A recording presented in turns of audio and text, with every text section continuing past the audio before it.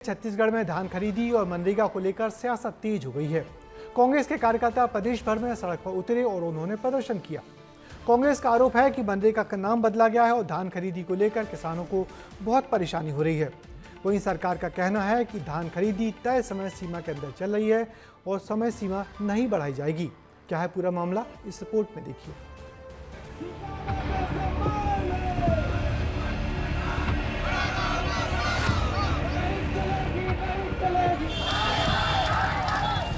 सड़क पर उतरे ये युवा कांग्रेस के कार्यकर्ता हैं और कांग्रेस आलाकमान के निर्देश पर सड़क पर उतरकर प्रदर्शन कर रहे हैं। दो मुद्दों पर इनका प्रदर्शन है।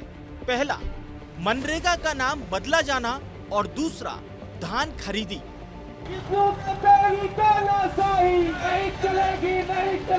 जो महात्मा गांधी राष्ट्रीय रोजगार गारंटी योजना था उसको मूल रूप में वापस किया जाए। किसान आज परेशान है, उसका धान खरीदी नहीं हो रहा है, टोकन नहीं कट रहा है और किसानों को चोर की तरह उनके घर में जाके उनका गोदाम को चेक करना, उनका घर को चेक करना। आज भाजपा सरकार किसानों के बदल वादा कर कर यहाँ पे शासन कर रही है। हम सरकार से मांग कर रहे हैं कि छत्तीसगढ़ में धान अभी तक पूरे किसान 3,25,000 किसान धान बिक्री से वंचित है। सभी किसानों को धान खरीदी किया जाए। लेकिन चूंकि धान खरीदी आखिरी दौर में है, इसीलिए इस पर सियासत कुछ ज्यादा ही हो रही है। 2025-26 के तहत धान की सरकारी खरीदी 15 नवंबर 2025 से शुरू होकर 31 जनवरी 2026 तक होनी है। अब तक 23,48,000 किसानों से धान खरीदी जा चुकी है और 29,597 करोड़ का भुगतान हो चुका है। कल शनिवार है, इसीलिए धान खरीदी होगी या नहीं, ये बड़ा सवाल है। यही वजह है कि कांग्रेस धान खरीदी की तारीख बढ़ाए जाने की मांग कर रही है, लेकिन सीएम साय ने साफ कह दिया है कि धान खरीदी सुचारू रूप से चल रही है। देखिए, धान खरीदी बहुत अच्छे से हो रही है और अभी 2 दिन पहले ही हमने इसकी समीक्षा की है और हमने हिदायत दिया है विभाग को कि जो भी किसान हैं वास्तविक रूप से उनका धान बिकना चाहिए। छत्तीसगढ़ में धान खरीदी हो और सियासत ना हो, ऐसा होना लगभग नामुमकिन है। कांग्रेस किसानों की धान न खरीदे जाने का आरोप लगा रही है, तो वहीं बीजेपी ने कांग्रेस की इस चिंता को घड़ियाली आंसू करार दिया।